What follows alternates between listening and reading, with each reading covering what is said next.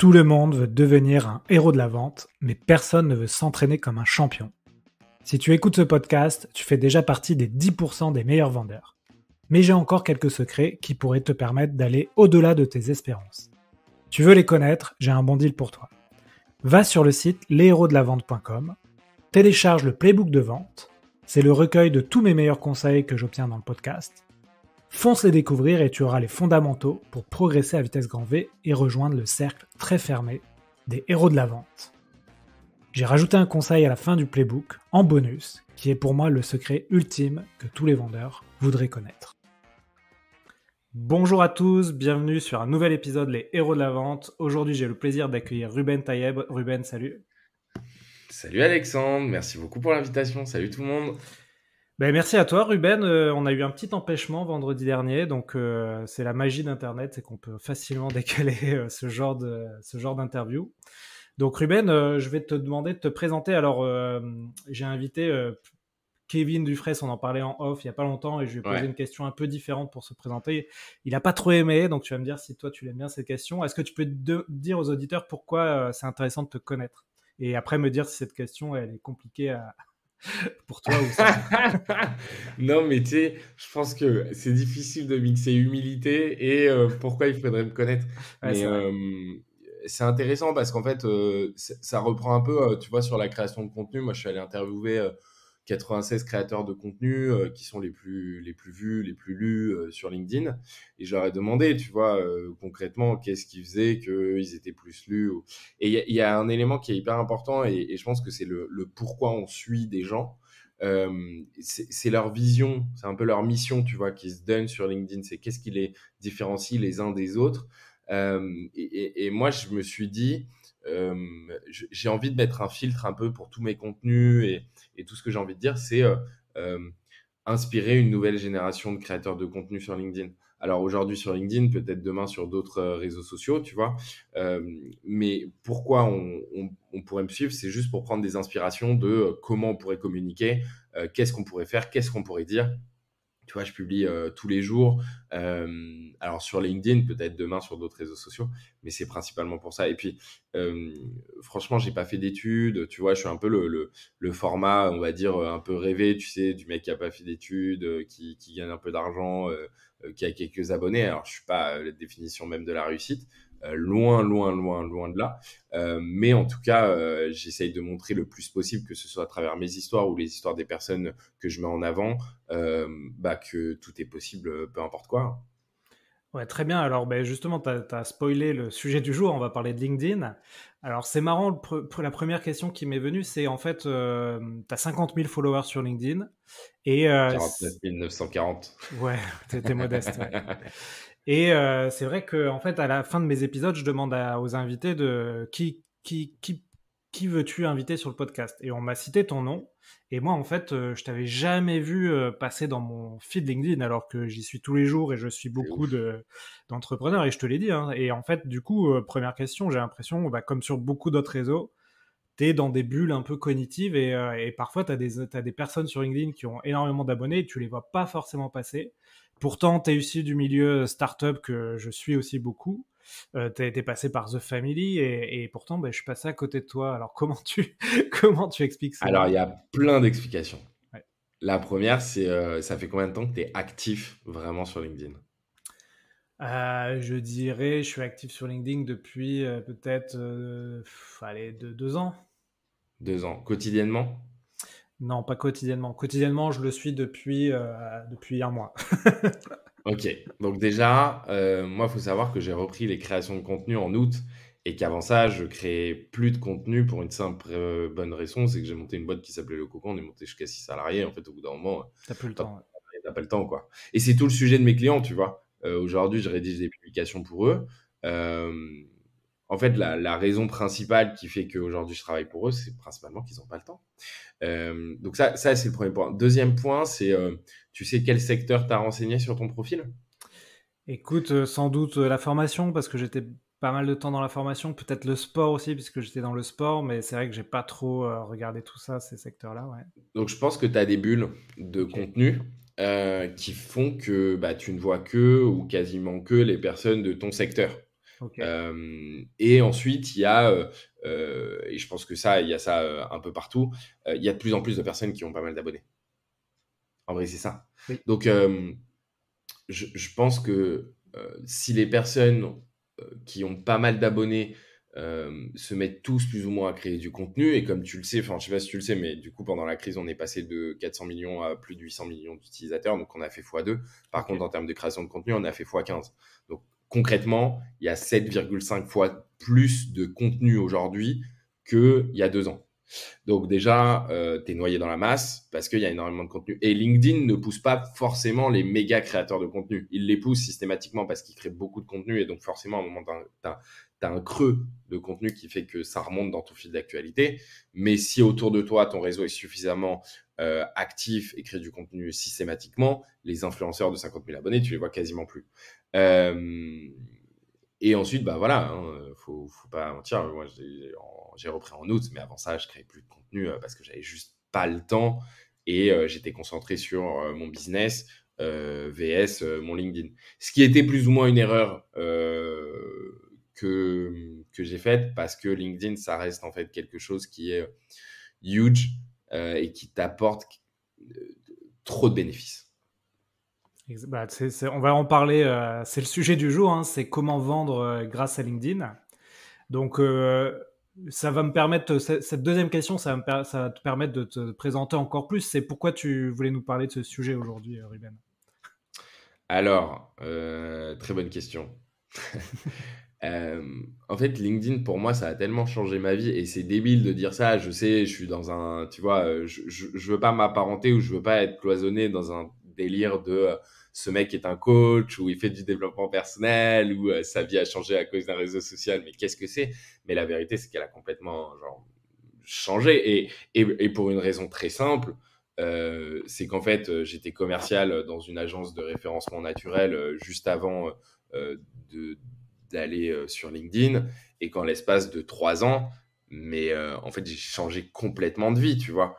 Euh, et notamment au niveau des revenus, en fait. C'est juste LinkedIn m'a apporté tellement en termes de revenus que mon niveau de vie a changé. Je suis beaucoup plus tranquille, je peux me payer des choses que je ne pouvais pas me payer avant, et notamment de la tranquillité et du temps pour les autres. J'ai découvert d'autres personnes qui sont juste incroyables. Quand je vais dans des événements professionnels, bah, du coup, on voit plus ou moins qui je suis, ce qui me permet de débloquer des portes, type France Digital Days, d'avoir le pass VIP, le Big Tour de AVP, d'avoir le pass VIP, la Founders Night, de pouvoir parler.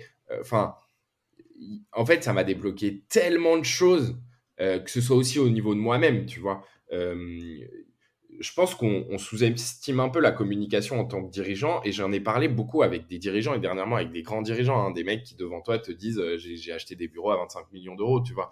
Enfin, qui fait ça? Il y en a quasiment pas. Ou alors des personnes qui sont hyper jeunes et qui ont déjà de plus de 200 salariés, qui font 100 millions d'euros à l'année, tu vois, et qui ont, si tu veux, des étapes où euh,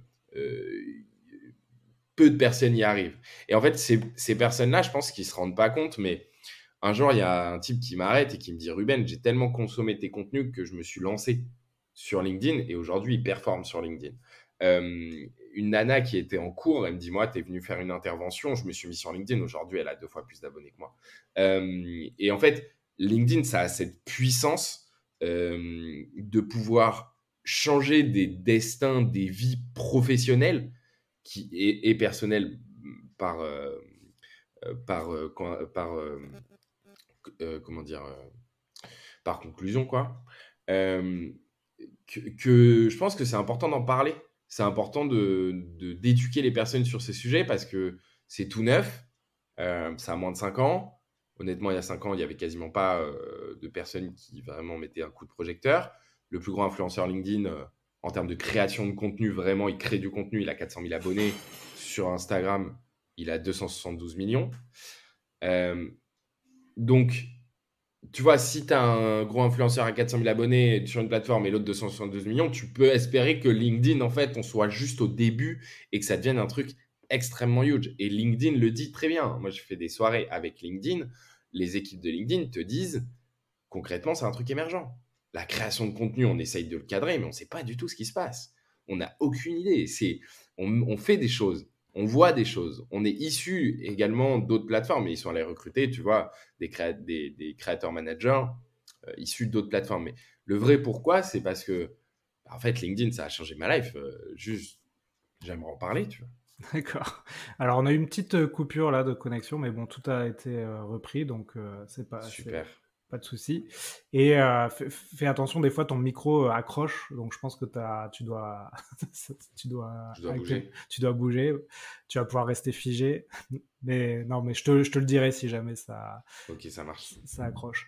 Écoute, écoute, merci Ruben. Tu nous as parlé rapidement des créateurs, des managers créateurs de LinkedIn. Est-ce que tu peux nous expliquer ce que c'est dans ta bio? Tu expliques que tu es devenu le premier LinkedIn Managed Creator. Est-ce que tu peux nous expliquer en quoi ça consiste?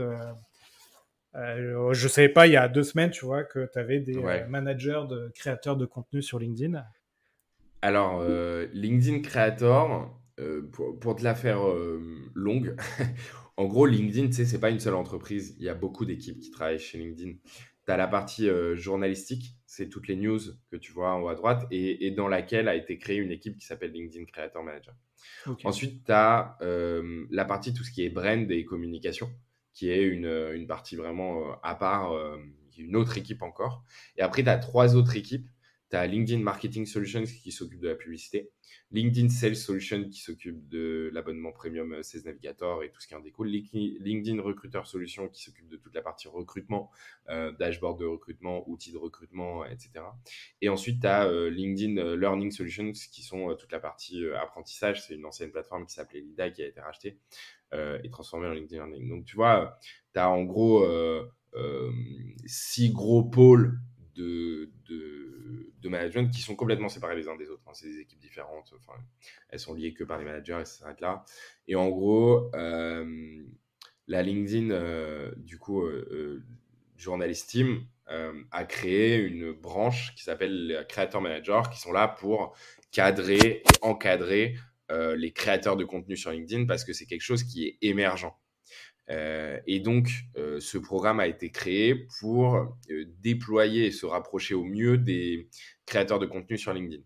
Ils nous permettent notamment d'avoir accès à des fonctionnalités en avant-première. Typiquement, il y a eu le LinkedIn Live Audio. Donc moi, en janvier, j'avais déjà accès. Okay.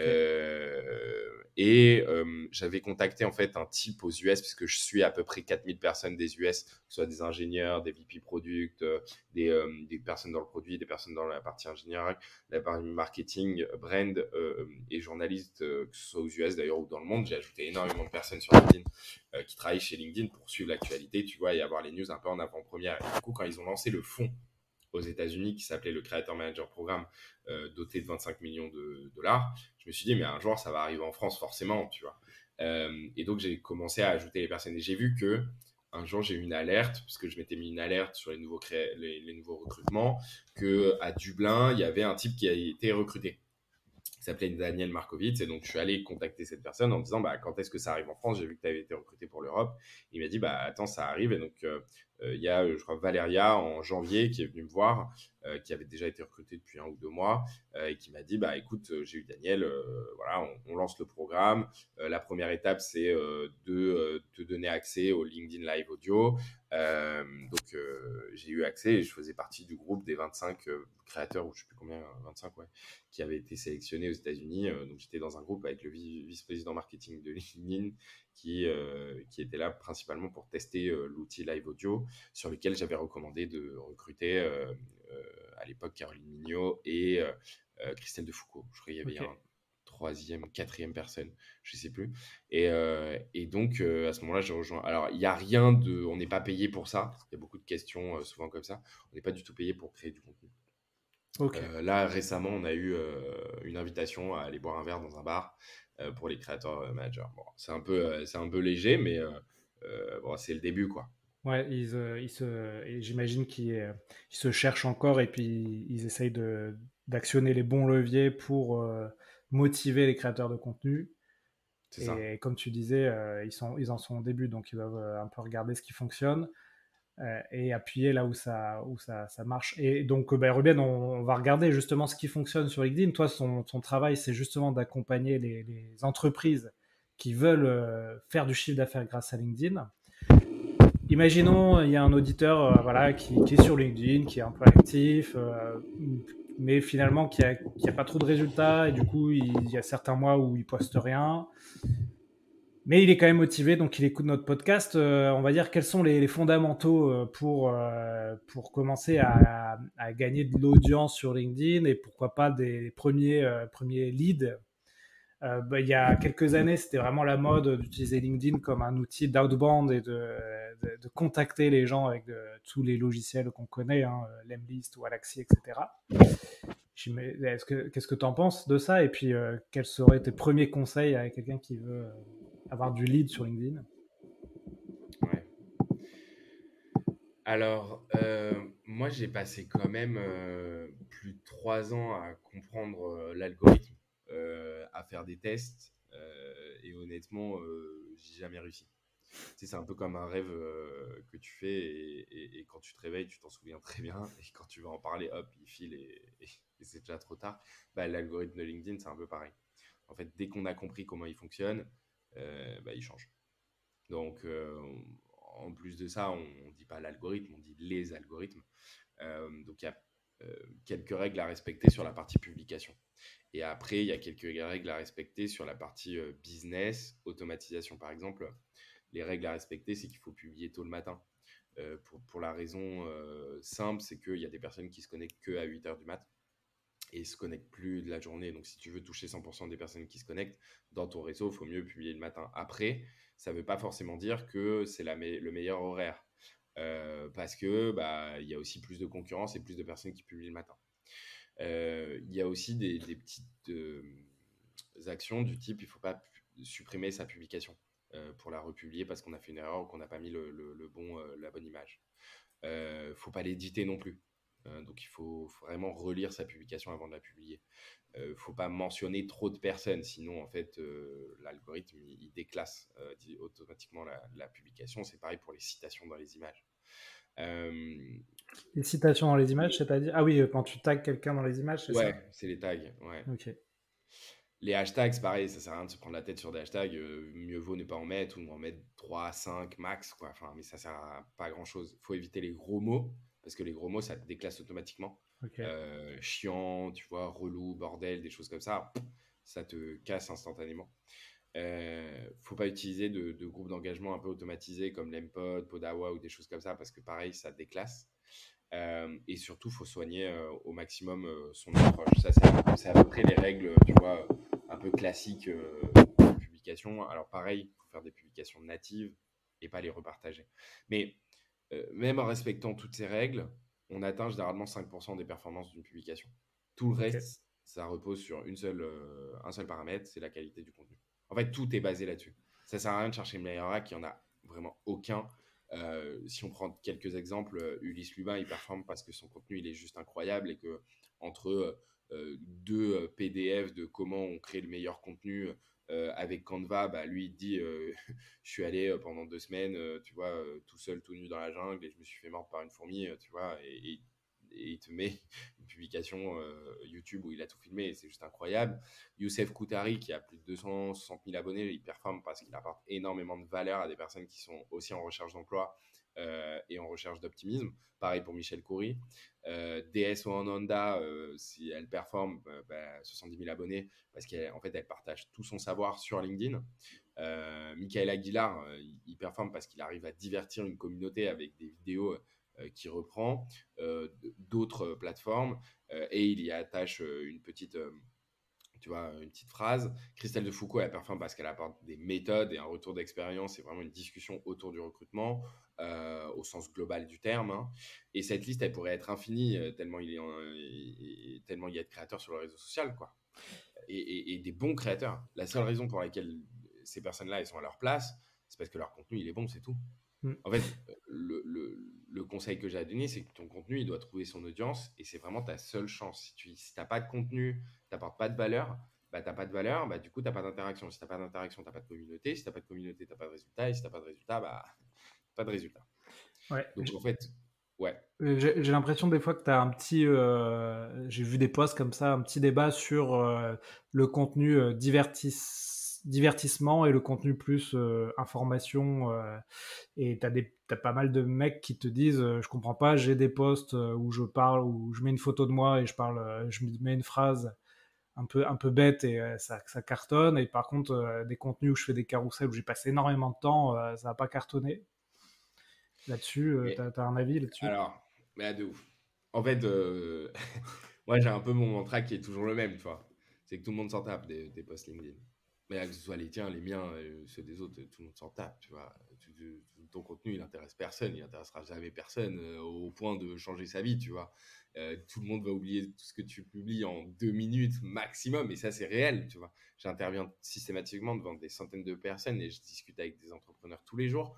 Leur remarque, elle est toujours la même. C'est je déteste LinkedIn, je le vomis ce réseau social. Et pourtant, la question qui revient le plus, tu vois, c'est comment je fais pour commencer. Et quand tu vas voir leur contenu et leur profil, il est relou. Il est aussi relou que ce qu'ils pensent être relou. C'est-à-dire que les codes sont pas définitifs, tu vois, sur LinkedIn. Les créateurs, ils inventent des nouvelles formes de posts tous les jours, quasiment. L'algorithme, il rebat les cartes tous les 6 mois. Il y a de la place pour tout le monde. Donc, en fait, il ne faut pas s'arrêter à ce qu'on voit. Il faut juste tester de nouveaux formats, tu vois. LinkedIn, c'est une plateforme qui, comme je l'ai dit tout à l'heure, qui est émergente. Même LinkedIn n'a aucune idée de ce qui se passe. Le plus gros influenceur, il a 400 000 abonnés. Et sur Instagram, il a 272 millions d'abonnés. Donc LinkedIn, c'est vraiment le début. Et surtout, il faut comprendre que personne ne se souviendra de nous, de vous, de toi, de moi, tu vois. Euh, Si un créateur de contenu, il arrête de créer du contenu, bah, il n'existe plus. Il n'existe que parce qu'il crée du contenu à un instant T. Et il y a tellement d'autres choses dans le quotidien d'un lecteur que la vraie vie, en fait, elle n'est pas sur LinkedIn. Et si tu transformes pas ça en, en physique, bah, c'est quasiment mort. Si je te parle de Grégoire Gambato, Grégoire, il a explosé LinkedIn, littéralement, il a explosé tous les records. Il a inspiré une nouvelle génération de créateurs de contenu, et puis il est parti. Et personne parlera de vous comme personne parle de Grégoire aujourd'hui. Et personne ne se souviendra de vous. Et personne n'est intéressé par vos publications. En fait, quoi qu'il arrive, ta publication, elle fera 0 like. Elle a plus de chances de faire 0 like qu'un million de likes, tu vois. En fait, la raison à ça, c'est que tout le monde s'en fout. On est plus intéressé par nos proches, par la naissance de nos enfants, par les prochaines vacances, les fêtes de fin d'année, les soirées où tu bois de l'alcool. Le reste, on s'en fout, en fait. Donc, Ouais. si on part du principe que tout le monde s'en fout, en fait, on vient se poser les bonnes questions. Euh, Qu'est-ce que tu vas partager pour intéresser du monde sur LinkedIn? Qu'est-ce que tu vas publier sur LinkedIn? Comment tu vas réussir à te démarquer? Quelle valeur tu vas pouvoir apporter? Et ça, c'est des questions que tout le monde se pose. Parce il y a une guerre de l'attention qui est en cours, en fait, hein. Tout le monde veut tirer la couverture, mais on est tous dans le même lit. Donc, le vrai sujet, c'est pourquoi je dis ça. Eh ben, c'est pour aider à publier sur LinkedIn. Donc, les conseils que je donne, généralement, c'est de ne pas publier pour les autres. C'est de publier pour soi-même et surtout d'appuyer sur le bouton publier en se posant la seule question, qu'est-ce que moi, j'aimerais voir sur LinkedIn? En se posant cette question, je sais que je vais attirer les personnes qui sont comme moi, qui ont envie de voir du contenu qui est différenciant. Et ensuite, bah, il y a quelques règles quand même. Je les ai citées un peu plus haut, c'est la partie algorithmique. Mais après, il y a aussi le contenu. Et quelqu'un qui dit sur LinkedIn, bah, je ne sais pas par où commencer, ou moi je crée du contenu et il n'est pas pertinent et il ne fonctionne pas, bah, la réponse, elle est simple, c'est juste continue en fait. Il faut continuer jusqu'à que ça pète. Moi, ça a pris un an, hein. Un an tous les jours sur LinkedIn, quoi. Tu vois, Ouais, et puis c'est pas facile, hein. j'ai l'impression, effectivement, on a beaucoup en ce moment je sais pas si on peut dire des gourous, mais on a beaucoup le conseil de tester le post quotidien sur LinkedIn ou sur les autres réseaux. Mais c'est pas tellement, j'ai l'impression, pour chauffer un algorithme quelconque. C'est plus en fait parce que quand tu te forces, t'as cette contrainte de création, en fait, tu progresses malgré tout parce que tu vois ce qui fonctionne, tu vois ce qui marche pas, tu testes des choses. Et comme tu l'as dit, finalement, comme tout le monde s'en fout, ça te permet toi de tester un maximum de choses. Et quand tu vas trouver ta ligne éditoriale ou ton audience, là, tu vas pouvoir appuyer là où ça fonctionne, quoi. C'est ça. Mais tu vois, les gourous sur LinkedIn, et je pense qu'à un moment donné, j'ai dû en faire partie, parce que Ouais. tu as quand même des gens qui viennent te voir et qui te disent, ouais, c'est trop bien ce que tu fais. Euh, En vrai, on est un peu des mythos, tu vois. Ok. On est un peu des gens, non mais on est des mythos complètement, puisqu'on est des personnes qui sortent pour ce qu'on fait à l'heure actuelle et pas ce qu'on a fait avant, tu vois. On se construit avec notre audience et on n'est pas construit avant que notre audience arrive. Et ceux qui sont déjà construits avant, c'est eux qu'on veut écouter. Tu vois. Là, il y a Edouard Mengy, si je dis pas de conneries, il est Goal à Chelsea ou Goal à Chelsea. Il arrive sur LinkedIn, le mec, il fait un post, il fait 16 000 likes. Mais la raison, elle est simple, c'est que son parcours est incroyable. Ce qu'il fait à l'heure actuelle, c'est incroyable. Et avoir des gens qui sont comme ça, c'est juste incroyable de les avoir sur LinkedIn. Tu vois, Jamie Gourmand, il a explosé sur LinkedIn parce que c'était déjà quelqu'un avant. Il a créé son personnage qui est lui-même, tu vois, mais dans la partie médiatique, il existait parce qu'en fait, il a bercé notre enfance, tu vois. Et donc, le sujet qui se pose, c'est surtout, euh, en gros, moi, ce que je trouve dommage, c'est qu'il y a des gens qui passent leur temps à communiquer sur LinkedIn parce que ça fonctionne et du coup, ça fonctionne pour eux. Mais on n'a pas réellement quelque chose à dire parce qu'on n'a pas construit des choses. Et là, tu vois, je prends par exemple Thibault Louis avant qu'il arrive sur LinkedIn. Bon, bah, ce qui était incroyable, c'est qu'il avait fait concrètement du, des échecs, tu vois. Ouais.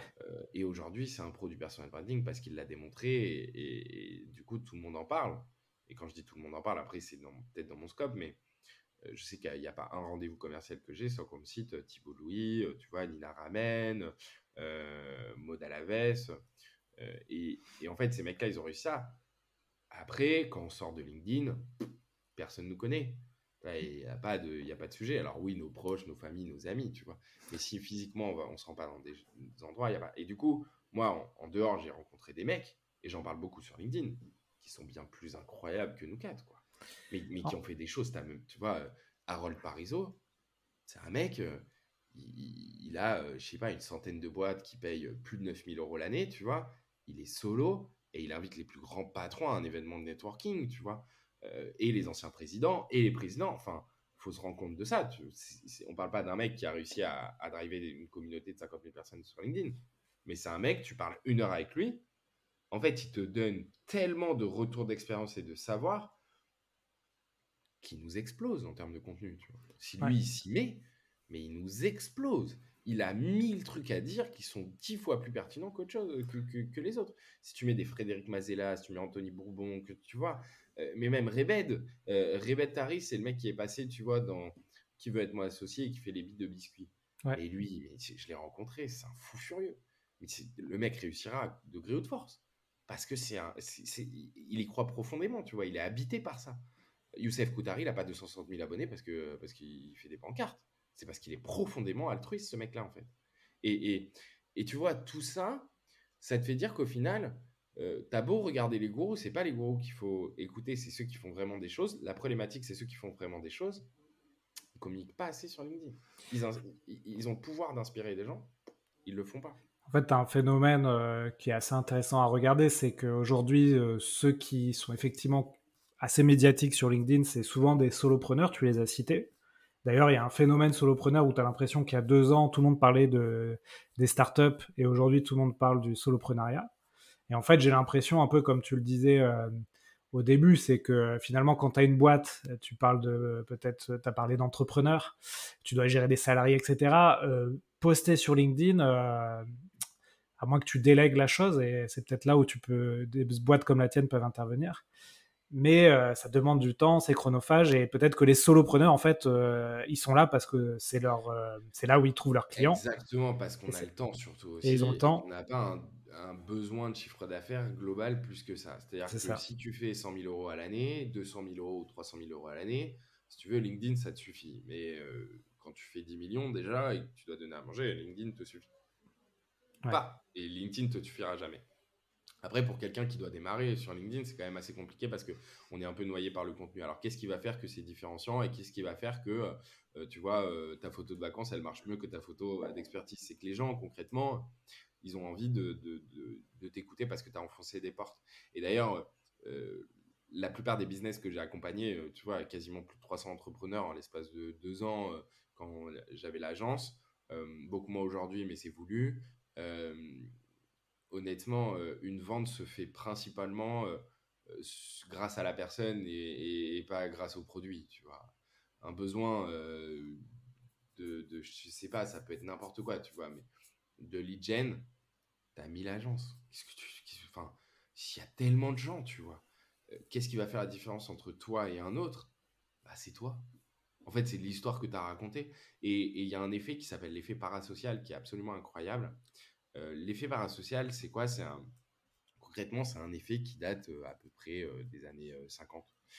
Tu vois, c'est né avec un peu les stars, tu vois, les personnes qui sont vues dans des journaux, les personnes qui sont vues à la télé. En fait, c'est un peu tout ça. Et donc, aujourd'hui, un créateur qui crée pas de contenu, c'est un peu une faute professionnelle. C'est Anthony Bourbon qui dit ça dans une interview YouTube Ouais, j'ai sur vu la chaîne ça. de Théo Lyon. Ouais. Et concrètement, pour une seule raison, c'est cet effet parasocial.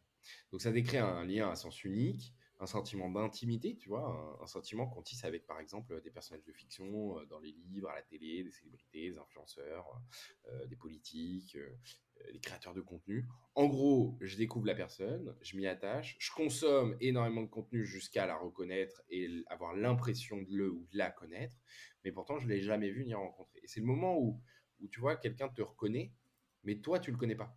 Parce qu'on a entendu parler de toi, parce qu'on suit ton podcast, et en fait, parce qu'on te lit sur LinkedIn, mais en fait, toi, tu le connais pas. Et c'est un moment qui est absolument merveilleux si tu le saisis, parce que ça te permet de tisser un lien instantané avec la personne, parce qu'il l'a déjà ou elle l'a déjà tissé. Et donc, toi, tu viens juste rajouter et te mettre à la place à laquelle t'es, tu vois, et on t'attend. Ça te permet de faire du réseautage. Ça se produit aussi quand tu fais une vente. C'est-à-dire que quand tu es au moment du rendez-vous, bah, la personne te connaît déjà, lit déjà ton contenu, donc ça va beaucoup plus vite. Ça permet d'en apprendre beaucoup plus sur la personne et de contacter des personnes que tu n'aurais jamais pu croire possible, tu vois. Moi, c'est des politiques, des dirigeants, etc. Et les types te disent, ah oui, je te suis déjà sur LinkedIn. Et donc, euh, c'est assez important de souligner que c'est à sens unique. Parce que la célébrité, l'influenceur, le personnage de fiction, il n'a aucune idée de qui est la personne qui le connaît. Et ça, c'est une arme secrète, c'est une arme surpuissante qui doit être utilisée par tous les chefs d'entreprise. Si tu ne le fais pas, en fait, tu répètes sans cesse les phases de découverte. Ouais, bonjour, je m'appelle Ruben, je fais de la création de contenu, je fais ça. C'est pour ça que c'est une faute professionnelle de ne pas créer du contenu. Alors, après, moi, ça a changé ma vie, ça a sûrement changé la vie de pas mal de personnes, mais faut trouver le temps et faut trouver les sujets sur lesquels on peut créer du contenu. Là, aujourd'hui, je parle de créer du contenu. Il n'y a pas que ça sur LinkedIn, hein. Mais quand on n'a pas le temps, soit il faut le faire et il faut le déléguer, soit faut s'y mettre une fois par semaine, tu vois, et ça suffit. Et c'est hyper important d'à la fois inspirer des personnes et à la fois essayer de créer cet effet parasocial et d'augmenter sa notoriété naturellement. Ouais, finalement, t'as vraiment beaucoup d'entreprises qui ont beaucoup de salariés, qui n'ont aucune stratégie LinkedIn. Et tu t'imagines une entreprise qui a, je sais pas, 2000 salariés, et t'imagines si les 2000 salariés avaient une stratégie LinkedIn pour appuyer là où ils ont leur expertise. Ça pourrait être une puissance incroyable, mais finalement, aucune entreprise ne fait ça parce que ils savent pas trop comment faire du personal branding au nom d'une société. C'est vrai que c'est une question un peu tricky. En fait, euh, voilà, tu as tout dit, je pense. Les entreprises savent pas le faire ou ne veulent pas le faire. En fait, tu as quand même une problématique, c'est que tu es sur LinkedIn, pour avoir de la puissance, il faut que ce soit les salariés et en fait, les profils des personnes qui communiquent et pas la Ouais, page entreprise. c'est ça. Et ça, c'est LinkedIn qui le veut, hein. Je veux dire, sinon, ils auraient changé l'algorithme depuis longtemps. Là, c'est vraiment... Et en fait, moi, pour parler avec des salariés, tu vois, dernièrement, j'étais chez Sanofi et je parle avec le directeur des achats. Ensuite, je parle avec le responsable marketing et sales des achats. Et le mec me dit, j'en ai rien à faire de publier sur LinkedIn, quoi. Bah non, mais il manage une équipe de 800 personnes. Qu'est-ce que tu veux qu'il aille raconter sur LinkedIn? Il est en interne. En fait, tu vois, il va jouer à quel jeu? Tu vois, il va faire rayonner Sanofi, mais c'est pas son métier. Ouais. Ça, c'est le métier des sales, c'est le métier du market, de la com. C'est pas son métier. Et la dirigeante travaille déjà très bien ça. Mais ils se rendent pas compte de la puissance et ce que ça peut leur apporter. Alors après, quand tu leur dis, bah, ça permet d'avoir aussi une meilleure employabilité, une meilleure marque employeur, enfin tout ça, tu vois. Il y a... Ils sont pas sensibilisés sur le sujet. Et LinkedIn aujourd'hui est encore trop jeune. Le contenu est encore chiant à mourir pour la plupart des créateurs. Il est trop expertise, il est trop racontage de life pour que ces personnes se disent à un moment donné, je peux m'y mettre. Et donc, vu que c'est pas une initiative de la boîte, bah, ils le font pas. Alors que aux États-Unis, c'est tellement puissant. C'est Ouais. incroyable. T'imagines si tous les salariés là, de collaborateurs de BNP, t'imagines si genre, juste ils se disaient vas-y, on crée tous du contenu en même temps. Ouais. Mais ils inondent LinkedIn. Mais ils l'inondent. Alors, faut, faut aussi être conscient que c'est pas facile à maîtriser. Et du coup, tu as des dizaines, centaines, milliers de personnes dont il faut maîtriser le contenu. Donc, tu as intérêt à avoir une machine de contenu et de gestionnaire de contenu en interne. Et surtout, tu peux pas forcer les gens à le faire. Donc, s'ils ne trouvent pas d'intérêt et qu'ils ne veulent pas le faire, Ouais. c'est ça qui est compliqué. Mais c'est vrai que quand tu es salarié, que tu n'as pas d'indication de ta société sur est-ce que je peux poster sur LinkedIn, quel contenu je peux poster, finalement, tu n'oses pas trop parce que tu te dis je vais avoir un retour de bâton. Alors qu'en fait, quand tu penses un peu de l'autre côté de la barrière, tu peux te dire ouais, mais si demain, tu n'as plus ton job et que finalement, tu n'as pas de personal branding, on en a parlé un peu dans d'autres épisodes, bah, c'est dommage parce que tu as parlé du terme employabilité. Quand tu as construit un personal branding sur un réseau comme LinkedIn, tu peux facilement te recaser dans une autre société si ton souhait c'est de rester salarié. Et c'est vrai que finalement, tu penses pas trop à ça. Quand tu es dans ton poste, tu as la tête dans le guidon. Comme tu dis, tu manages peut-être quelques centaines de personnes, tu as autre chose à faire, mais c'est un peu dommage parce que tu pourrais développer une marque personnelle qui, elle, va te suivre quoi qu'il arrive dans ton aventure salariale. Quoi. Ouais. Ouais. Après, c'est toujours pareil. Est-ce que tu en as besoin ou Ah, pas? je t'ai perdu, Ruben, je t'entends plus. Ouais, c'est Ouais, toujours c'est bon. pareil. Enfin, ça dépend. En fait, c'est toujours pareil. Est-ce que tu en as besoin ou pas, en fait? Ouais. Moi, je pense que si tu es commercial, tu as intérêt à raconter ta vie et ton quotidien. Tu vois, tu prends LinkedIn comme un journal de bord et en fait, Ouais. tu bombardes parce que ça peut t'apporter tellement de choses, que ce soit pour les nouveaux clients, que ce soit pour des clients qui sont déjà existants, que ce soit pour des prospects que tu ajoutes sur LinkedIn. En fait, tout le monde a l'actualité. Ça permet de relancer des personnes euh, sans avoir besoin de juste de les appeler. Tu vois. Donc c'est assez puissant, LinkedIn, et puis ça apporte énormément de choses en fait. Je crois que les gens se rendent pas compte. Et alors tu dis quand tu es commercial, utilise LinkedIn comme un journal de bord, donc ça c'est une bonne stratégie. On est dans un podcast qui s'appelle l'héros de la vente, donc tu as sans doute des commerciaux qui vont dire ah pas bête. Est-ce que tu as d'autres stratégies comme ça, des petits tips à donner pour des gens qui n'ont pas trop d'idées sur ok comment j'utilise LinkedIn dans mon quotidien? Ouais, ça coûte 10 000 euros. Euh, En fait, je pense que la première des choses à faire, c'est d'être OK avec soi-même.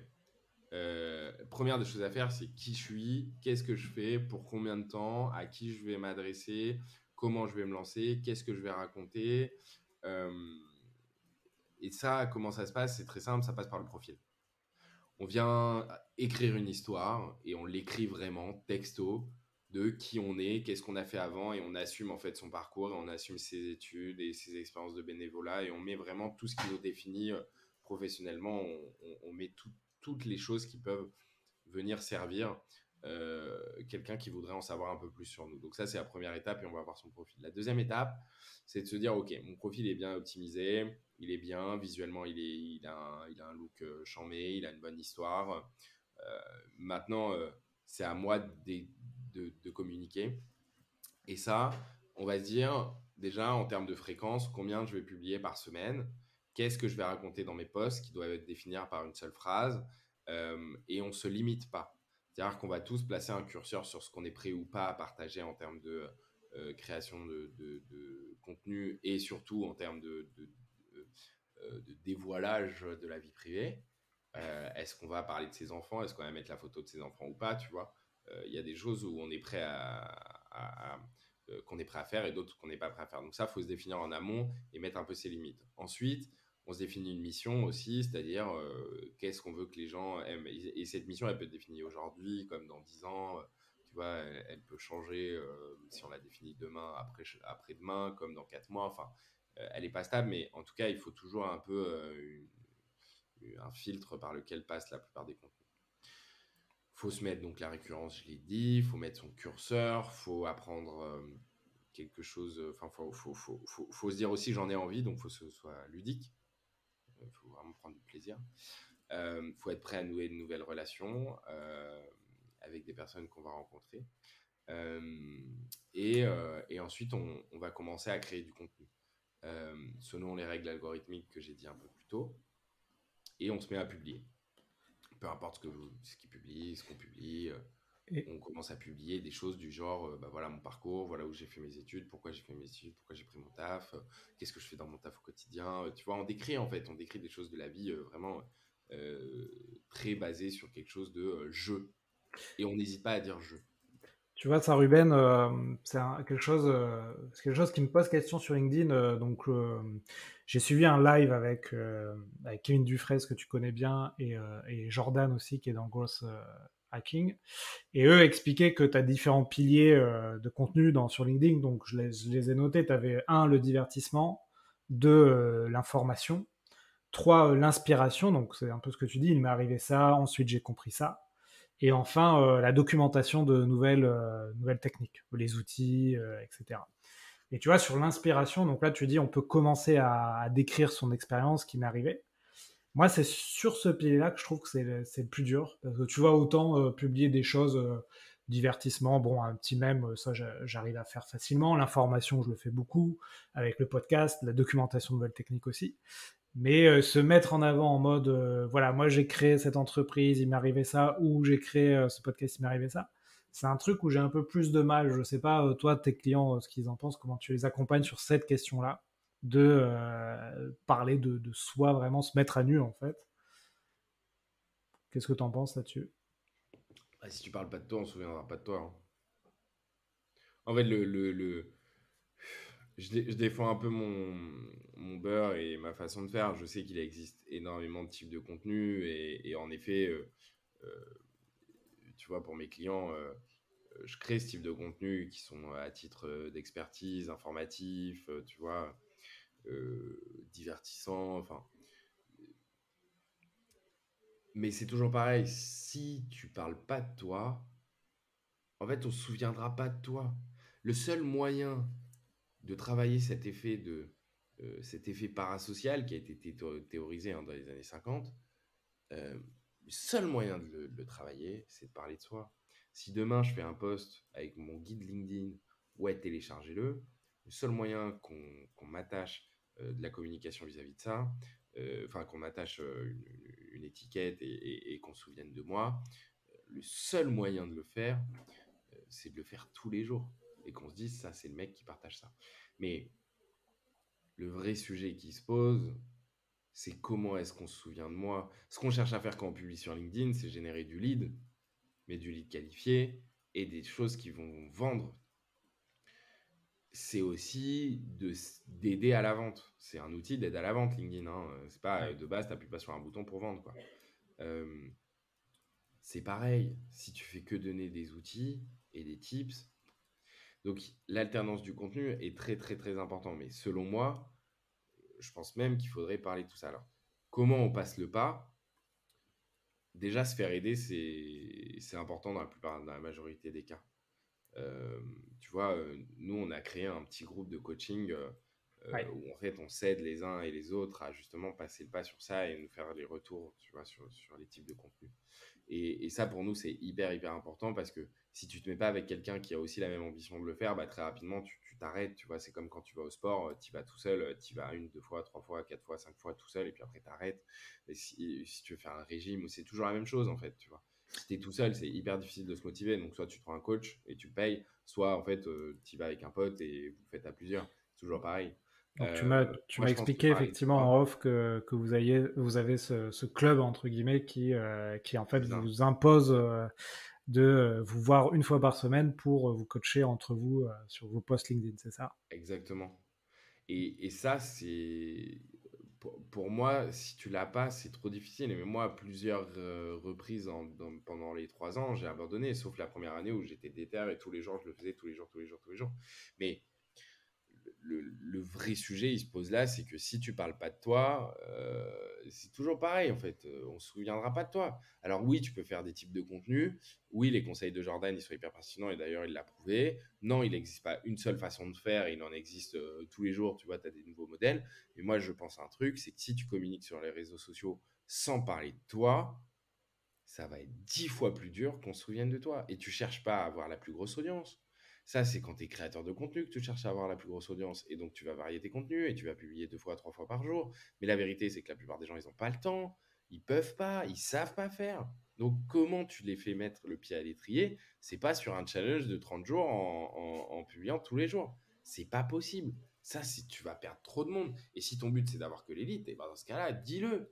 Mon but, c'est pas de faire de la masse, c'est que faire de l'élite. Et la masse arrêtera de te suivre et te dira, bah, ok mec, genre, juste à mon niveau, comment je fais? Et à son niveau, comment on fait? On publie une fois par semaine. Et une fois par semaine, on raconte sa journée, on raconte son quotidien, on raconte comment on a eu le taf, on remercie quelqu'un. En fait, on prend la parole, on dit je, et on se fait soi-même une interview qu'après on remet sur LinkedIn. Donc euh, c'est les meilleurs conseils que je peux donner à quelqu'un. Et si quelqu'un n'a pas envie de communiquer sur LinkedIn, bah fine. On n'est pas obligé de communiquer sur LinkedIn pour vendre. Il y a d'autres aspects, des aspects d'automatisation qui rejoignent en tout cas l'automatisation, qui peut ne pas être unilatéral, enfin, tu vois, extrêmement concentré sur l'automatisation, mais sur le fait d'aller contacter des gens en one shot. Oui, Et pour ça, c'est vrai que tu as beaucoup de stratégies outbound, sans parler d'automatisation, où finalement tu contactes quelqu'un par mail, par téléphone, et à un moment donné, tu le contactes sur LinkedIn, tu lui fais une recommandation, une relance, et tu essayes un nouveau canal d'acquisition. Hein. pour moi, j'en ai utilisé 3 de méthodes sur LinkedIn qui marchent extrêmement bien, mais qui sont chronophages et focus sur les chiffres d'affaires. Euh, la première, c'est l'attaque. C'est l'attaque directe. Tu contactes C'est la directement. technique du lion, quoi. Tu prends à la gorge. Tu fais salut Alexandre, je m'appelle Ruben, je fais de la formation LinkedIn. Est-ce que ça t'intéresse? Oui, non. Quand est-ce qu'on peut se parler? Mercredi à 16h, c'est bon pour toi pour l'interrogation, tu vois. Et ça t'automatise ça chez tout le monde, toutes tes cibles, et t'espères que ça tombe. Et honnêtement, ça marche très très bien aussi. Hein. Si les gens continuent à le faire, c'est que ça fonctionne. Ouais. La deuxième, qui est un peu plus longue, c'est là où tu vas nouer une relation. Salut Alexandre, j'ai vu que tu avais un podcast, je serais chaud d'en parler avec toi. Moi aussi j'ai un podcast, est-ce que tu veux? Tu vois, tu as une raison de contacter quelqu'un et tu vas nouer une relation qui va être complètement out de euh, ta vente. Et au moment où la personne s'y attend le moins, tu vas pouvoir lui présenter tes services s'il en a besoin. C'est un peu une technique Serpentard plutôt que Gryffondor. Et après, tu as la technique, on va dire, pouce-souffle, qui est comment tu attaques les grands comptes sur LinkedIn quand tu sais qu'une directrice de communication peut s'appeler responsable, tu vois. Or, toi, les responsables, t'en veux pas parce qu'en majorité, c'est les stagiaires, sauf dans les grands groupes ou les petites structures qui font beaucoup de chiffres d'affaires. Par exemple, au MEDEF, ça s'appelle responsable. Et c'est un poste qui n'est pas responsable de communication en startup, tu vois. Pas du tout le même. Pourtant, il s'appelle pareil. Bah, en fait, nous, on a travaillé avec les plus grandes entreprises pour ça. Tu vas isoler des décisionnaires qui ont un niveau d'information suffisante pour pouvoir te délivrer la bonne et tu vas tous leur demander qui est la personne responsable du sujet en interne. Bonjour Alexandre, j'aimerais contacter la personne responsable de ce sujet en interne. Peux-tu m'orienter s'il te plaît? Et en amont, tu dis bonjour Alexandre, je fais de la formation LinkedIn, est-ce que ça t'intéresse? Ou plutôt, le vrai sujet, c'est bonjour Alexandre, je m'appelle Ruben, je fais de la formation LinkedIn. Je pense que ton entreprise, elle peut être intéressée, mais je ne parviens pas à contacter la personne qui s'en occupe en interne. Est-ce que tu peux m'orienter, s'il te plaît? Tu fais ça sur 100, 50, 20, 50, 100 personnes. Tu leur demandes tous qui est la personne en interne et du coup, tu sais qui c'est. Mais ça, tu n'en as Yep. pas besoin, a priori, puisque tu peux le savoir sur Sales Navigator. Donc, pourquoi tu fais ça? C'est pour avoir une recommandation. Ouais, c'est C'est-à-dire ça. que le jour où il y a quelqu'un qui me donne ton nom, je vais dire bonjour Alexandre, je viens de la part de Marc qui m'a transmis tes coordonnées sur LinkedIn. Est-ce qu'on peut échanger? Alors toi, tu vas te dire, ok, yes, go, tu vois. Et tu as une vraie recommandation. Alors, la personne ne te connaît pas super bien, mais tu fais partie de son réseau, donc c'est aussi assez important. Euh, et après, il y a la technique un peu chronophage où tu vas venir interagir sur les contenus de la personne que tu chasses. Mais c'est toujours pareil, si ça se trouve, elle n'en a pas besoin. Donc tu vas passer du temps à interagir. Et en fait, ça va jamais marcher et du coup, tu auras perdu du temps. Tu vois.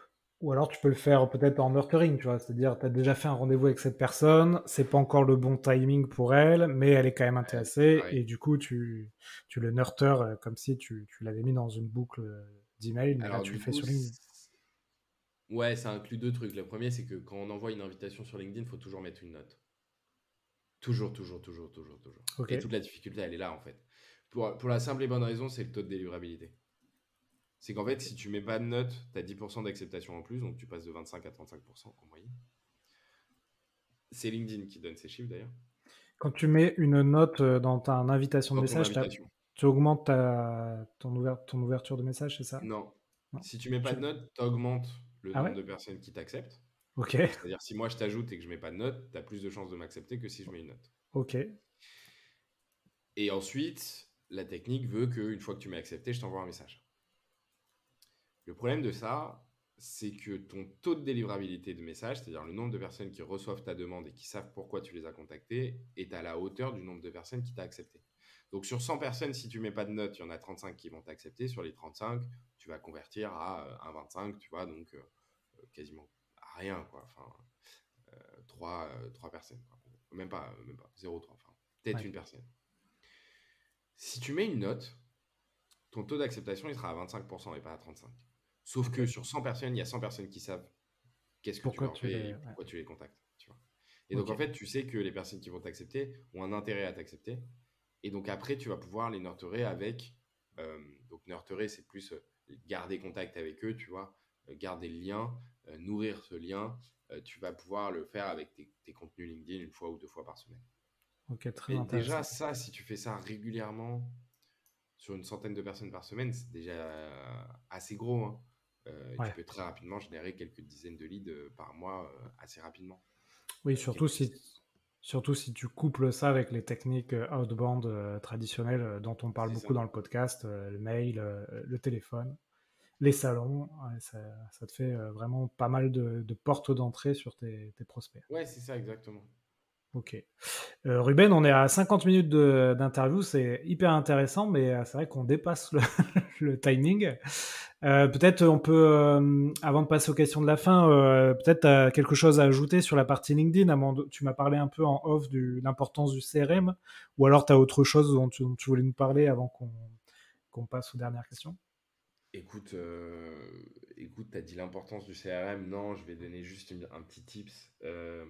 C'est un peu comme LinkedIn d'ailleurs. En fait, c'est ces micro-tâches au quotidien qu'il ne faut pas procrastiner.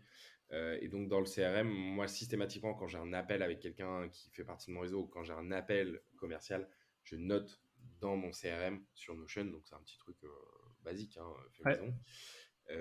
L'échange que j'ai eu en résumé, tu vois, ou un enregistrement si j'ai un enregistrement, ou un échange très bref si j'ai eu un très bref, et ensuite je change. Et alors, moi, je fais un truc dans mon CRM que j'invite à tout le monde de faire, c'est de mettre une caractéristique supplémentaire qui est le vouvoiement ou le tutoiement de personne. Est-ce qu'on tutoie la personne ou est-ce qu'on la vouvoie? Et ça, quand on a beaucoup de personnes dans son CRM, moi j'étais peut-être un millier de personnes dedans, euh, c'est hyper important parce que tu peux te niquer une vente sur un tutoiement mal placé ou sur un vouvoiement alors que tu étais déjà au tutoiement. Donc voilà, ça c'est important de mentionner et de le faire.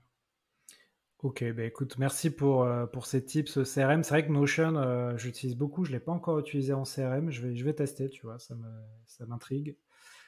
J'aime beaucoup Notion, mais c'est vrai que pour le CRM, j'y avais pas encore pensé. C'est pas mal, hein. C'est C'est pas pas mal, mal.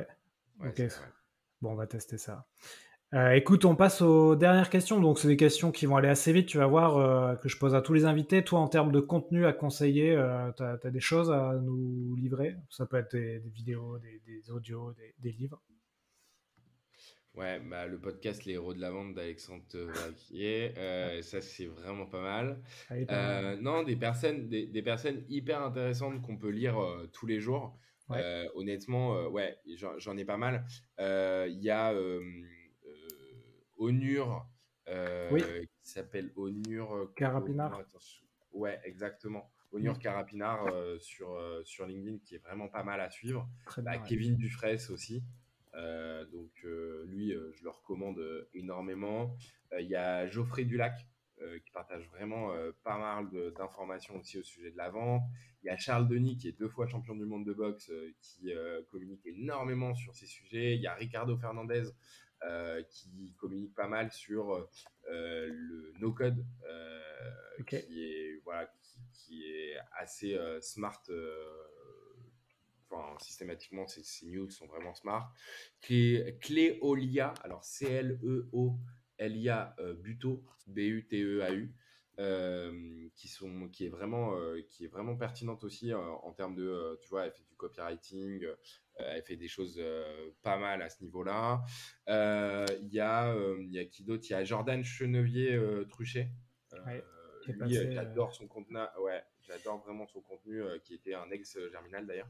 Ouais. Et il y a le CEO de MyBizDev, Maxime Paris. Oui, qui est passé dans le Qui, podcast aussi. Ouais. ouais, bah lui, tu vois, typiquement, donc voilà, donc Kevin Dufresne, Geoffrey Dulac, Onur Carapinard, Charles Denis, Ricardo Fernandez, Cléolia, je sais plus, Buteau, Jordan Chenevier-Truchet, Maxime Paris. Il y en a un dernier, il s'appelle Julien Voinzon. Alors, lui, honnêtement, il est beaucoup plus sur Instagram, mais là, il se met sur LinkedIn à mort. Lui, il a une équipe, une formation de closer. Donc, tu vois, vraiment comment on forme à choper des deals et à closer des deals. Et lui, lui vraiment, c'est un monstre sur ces sujets. Donc, tu vois, ces petites personnes à suivre, honnêtement, si, si on les suit tous les jours, enfin, il y a vraiment beaucoup de choses à apprendre de toutes ces personnes-là. Je suis en train de réfléchir et puis ouais, et puis ça c'est déjà pas mal. Ça Ouais, c'est c'est déjà pas mal. Ouais. Écoute, j'en connais quelques-uns qui sont d'ailleurs passés dans le podcast, mais il y en a certains que je connais pas, donc ouais, je vais bah tu essayer d'aller verras, voir ça. franchement c'est des petits créateurs en plus. C'est pas Ok. forcément tu vois beaucoup d'abonnés, mais des personnes qui ont beaucoup de choses à dire et qui communiquent surtout. Donc, du coup ils ont des choses à dire. Ok, très bien. Tu as parlé de Notion tout à l'heure. Est-ce que tu as d'autres outils comme ça qui te permettent d'être efficace au quotidien? Écoute, moi j'ai pris pas mal d'outils en vrai. Ouais, Bon, j'imagine. déjà, Gmail. Faut arrêter les mails sur OVH ou les trucs comme ça. Faut prendre Gmail, hein. G Suite, la suite Google. Ok, Ouais. les outils sont pas ouf, mais c'est incroyable. Ensuite, pour mon site internet, j'ai Webflow. Pour ma communication, j'utilise Perfect Post aussi pour LinkedIn. Ok. Notion. J'utilise Ringover pour mes calls aussi, c'est incroyable. Ouais. Copy call, c'est charmé. Enfin, le numéro. Casper pour trouver les numéros de téléphone. Dashlane pour les mots de passe et autres, ça aide énormément. Wallaxy si tu veux un peu automatiser ta prise de contact. Evaboot si tu veux extraire un maximum d'informations pertinentes avec numéro de téléphone et mail. Il y a un outil qui s'appelle Incognito, Cognito, qui permet d'activer ou de désactiver automatiquement très rapidement la visibilité ou pas de tes profils sur ton profil. Il y a aussi Casper, j'en ai parlé. Tu as un language tool moi que j'aime beaucoup, euh, qui est en fait un outil un peu tu vois, de correction d'orthographe, Ah oui, ok. syntaxe, etc., qui est Ouais. pas mal. Il y a aussi Merciap qui le fait très bien. Il y a Agora Pulse Pulse, pour ouais, ok. prévoir ses posts, qui est vraiment de tous les outils que j'ai testé le meilleur. Ouais. Il y a un outil qui s'appelle LinkedInFinder.com. LinkedInFinder.com, c'est Visum qui l'a développé. Euh, c'est pour trouver en fait les profils LinkedIn de tes contacts grâce à leur email. Et ça, c'est huge. C'est assez huge, en vrai, c'est assez stylé. Euh, et qu'est-ce qu'il y a d'autre Qu'est-ce qu'il y a d'autre Bah, c'est déjà pas C'est mal, pas je mal, pense. ouais. Pas mal, tu nous as donné une bonne. Et pas Une- pour la création de contenu, of course. Ok. D'habitude, les invités m'en donnent un ou deux. Là, tu m'en as donné une bonne dizaine, c'est bien. Très bien. Bah, écoute, merci Ruben. Il nous reste deux questions. Est-ce que tu as une compétence que tu n'as pas, que tu aimerais avoir? Et la dernière question, est-ce que tu as quelqu'un invité sur ce podcast en particulier? De ouf. Alors, j'ai quelqu'un à inviter sur ce podcast et une compétence particulière que j'aimerais avoir. Écoute, la première qui me vient en tête, c'est le montage vidéo Ok. et je pense que je l'aurai, hein, j'ai déjà fait plus ou moins, mais le montage vidéo, ouais, c'est quelque chose. pense que c'est la compétence la plus sous-cotée du monde aujourd'hui. Si tu sais faire du montage vidéo, tu as du travail, mais en 2 secondes. Ouais. Tout le monde veut monter ses vidéos. Non, mais c'est incroyable. On se rend pas compte. Hein. Et je parle pas de genre savoir faire des photos ou savoir faire. Non, non, je parle vraiment juste de monter des vidéos. Tu vois. Ça. Et tu sais, je me posais la question, moi, de me faire former par un monteur vidéo que je connais bien, parce que je commence à faire des vidéos aussi. Et en Ouais. fait, j'ai testé CapCut, qui est Ouais, on l'application en de parle montage, beaucoup. Ouais. ouais, qui a été fait par le créateur de TikTok. Et en fait, c'est hyper simple. Ah ouais? Ah ouais, c'est incroyable. J'ai regardé un tuto YouTube de 5 minutes et je savais faire un montage vidéo. Bon, pas encore comme les pros, mais je me débrouillais assez rapidement. Alors que je pensais que ça allait me prendre, tu vois, 2 jours de formation entier pour savoir faire ça, mais non. Donc, tu peux tester ça. Tu prends un petit tuto CapCut facile, montage facile et c'est parti. Bah. En vrai, je savais pas que c'était le fondateur de TikTok qui l'avait fait. Ouais, enfin le fondateur ou les créateurs de TikTok, je sais pas, Peu importe, mais j'imagine qu'ils sont plusieurs, mais oui, c'est une boîte de TikTok, CapCut. je savais pas. Ok. Mm. Putain, c'est génial. Bah ouais, bah, de toute façon, tu le vois sur TikTok. Hein. Tu le Ouais, vois principalement sur TikTok qui sont. Mais ouais, bah tu vois, ça là, honnêtement, montage vidéo, c'est. Laisse tomber, c'est le futur. c'est ça. Surtout si tu te spécialises en format court à la Ah ouais, TikTok, alors là, ah ouais. ouais. C'est le turfu. Donc, ouais, Et, est-ce qu'il y a et d'autres. dernière question, voilà, est-ce que tu as quelqu'un invité en tête? Ouais, de ouf. Écoute, je vais faire la passe au bro. Mais il faut vraiment que je la fasse et j'espère que tous les autres m'excuseront de ça. Mais le premier là en tête maintenant, c'est Julien Voinzon, Ok, qui est, tu l'as jamais eu dans le podcast? non. C'est un mec qui a bossé pour David Laroche Ah oui, ouais, pendant très bien. des années, tu vois, et qui était closer là-bas. Euh, c'est un monstre du closing. Et lui, il a un Ah oui. mantra et il a un truc qu'il dit tout le temps, c'est que la vente, c'est de l'amour. Et il a putain de raison, la vente, c'est grave de l'amour, tu vois. Et du coup, ouais, ce mec-là, c'est plus gentil et plus compétent, je connais pas. Écoute, je vois très bien, je viens d'aller voir, effectivement, je vois très bien qui c'est, parce qu'effectivement, il est aussi sur TikTok, et je le vois pas mal Ouais, là-dessus. exactement. Et je lui ai fait un commentaire sur une de ses vidéos, et il m'a parlé du podcast, effectivement, donc on a déjà pris contact sans se connaître. Donc bah, écoute, Magnifique. je lui proposerai de passer. En plus, effectivement, il est vraiment sur les sujets vente pure, donc ça Ouais, tombe bien. grave. Ouais. Bah, écoute, Tu m'étonnes. Ruben, on a dépassé l'heure, donc on va pouvoir laisser les gens aller bosser. Donc merci encore pour toutes tes tips sur LinkedIn. Ça donne pas mal d'idées pour s'y mettre ou continuer pour ceux qui continuent.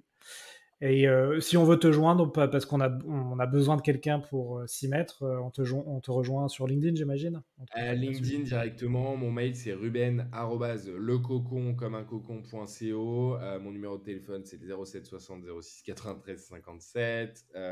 Voilà, on peut m'appeler, on peut m'envoyer un message, on peut venir en bas de chez moi s'ils veulent, y a pas de souci, je suis dispo. Ok, tu peux pas faire plus dispo que ça. Ouais. Et, écoute, merci Ruben, à très bientôt. Et puis faites de belles ventes à tous. Salut Ruben. Ouais, merci beaucoup. Salut. Ciao. Voilà, j'espère que l'épisode vous a plu.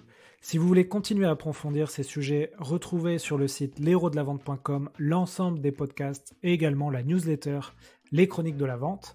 Donc 2 fois par mois, je vous envoie toute la veille que je fais sur les nouvelles techniques de vente, les nouveaux outils, et je fais également un portrait d'un entrepreneur qui a craqué le système pour exploser ses ventes. Donc on se retrouve sur cette newsletter ou sur LinkedIn pour continuer à échanger sur ces sujets passionnants. Et n'oubliez pas de noter 5 sur 5, le podcast ça m'aide énormément. Belle vente à tous!